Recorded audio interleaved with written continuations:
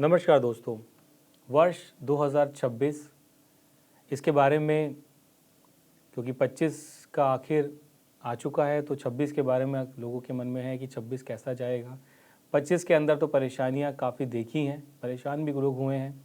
अब लोगों को उम्मीद है कि 26 तो अच्छा ही जाएगा।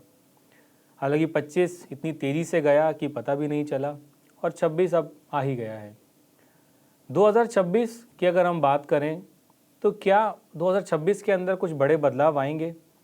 सबसे पहले जानते हैं कि 2026 के अंदर परिस्थितियां कैसी रहने वाली हैं।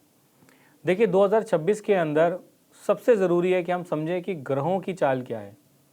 ये जो हम बात कर रहे हैं ये न्यूमरोलॉजी के अकॉर्डिंग नहीं है, ये ग्रहों के अकॉर्डिंग है और इसको हम समझेंगे थोड़ा तो बेटर हमें रिजल्ट मिलेंगे। कुंभ राशि के अंदर 5 ग्रहों का आना, वो भी मार्च के महीने में वर्ष के स्टार्टिंग से पहले, ये परिस्थितियाँ थोड़ी नाजुक सी मुझे लगती हैं। यानी ये परिस्थितियाँ हालांकि हमारे भारत की कुंडली में दशम भाव में है, लेकिन दशम भाव सिर्फ सुख भाव से अलग है, यानी सुख के बिल्कुल सामने है। यानी 2026 का जो स्टार्टिंग का फेस रहने वाला है, ये कहीं ना कहीं मैं कहता हूँ कि हम इससे थोड़ा सा, मेरे हिसाब से इतना बेटर रिजल्ट लेके नहीं आएगा। क्यों? क्योंकि एक भाव में अगर 2 या 2 से अधिक ग्रह विराजमान होते हैं तो अक्सर ये नुकसान ही देता है। और भारत की कुंडली में दशम भाव में 5 ग्रहों का आना और दशम से ठीक भारत की सुख भाव को 5 ग्रहों का देखना, तो ये कहीं ना कहीं ऐसे डिसीजन, कोई ना कोई ऐसी परिस्थितियां लेकर आएगा जो बहुत ही चेंज हो। चाहे हम बात करें देश और दुनिया की बात करें तो पूरे विश्व के अंदर एक अलग ही माहौल बनता हुआ आपको नजर आएगा।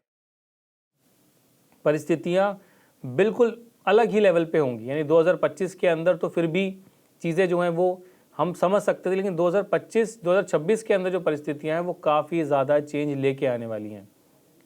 चाहे मैं बात करूं, अगर देश और दुनिया के अंदर राजनीति की बात करूं तो उसमें भी बहुत बड़े बदलाव आने वाले हैं। अगर मैं ये बात करूं कि ये जो चीज़ें हैं कहीं ना कहीं भारत का जो ईस्ट की साइड है, यानी चाइना की साइड का एरिया अगर हम देख सकते हैं, नेपाल की साइड का एरिया हम देख सकते हैं, तो वहाँ के लिए भी बिल्कुल अच्छा समय नहीं रहने वाला। इंडोनेशिया का एरिया भी इधर ही पड़ता है, जैसे बाली, जकार्ता, ये सारे जो है भारत की इस साइड के एरिया पड़ते हैं। ये कॉम्बिनेशन वहाँ को लेके भी इतना शुभ नहीं है।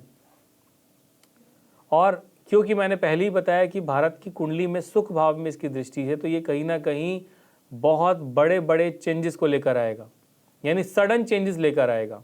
आप सोच कुछ रहे हो और परिस्थितियाँ सडन चेंज होने वाली। तो क्या 2026 शुभता को लेकर नहीं आने वाला? देखिए, मार्च अप्रैल के महीने के बाद से ही ग्रह जो हैं वो धीरे धीरे अपना राशि परिवर्तन करना शुरू कर देंगे। यानी जो 5 ग्रहों की युति मार्च में बनेगी, ये धीरे धीरे बदलेंगे, अपना राशि बदलेंगे, अपने नक्षत्र बदलेंगे। वहाँ से जो परिस्थितियाँ हैं वो सुख की तरफ बढ़ रही हैं। यानी 2026 का जो स्टार्टिंग के 2-3-4 महीने हैं वो फिर भी इतने अच्छे नहीं हैं, लेकिन उसके बाद का जो समय है वो बहुत शांतिपूर्वक है।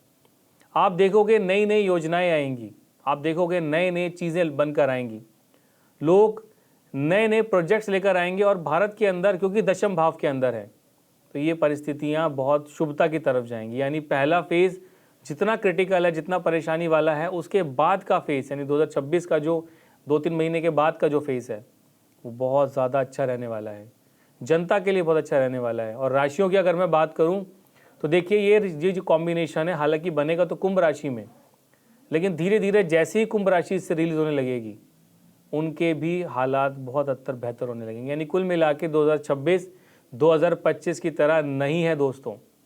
2025 बहुत ख़राब गया है, लेकिन 26 के अंदर लोगों के काम, रोज़गार, नए प्रोजेक्ट, आप देखोगे नई नई अचीवमेंट्स मिलेंगी भारत को।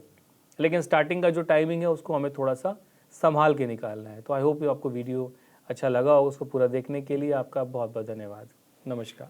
आप हमारे संतवाणी चैनल को सब्सक्राइब करें, वीडियो को लाइक करें, शेयर करें और हाँ, बेल आइकन पर क्लिक करना बिल्कुल ना भूलें, ताकि हमारी किसी भी वीडियो की सूचना सबसे पहले आपको मिले।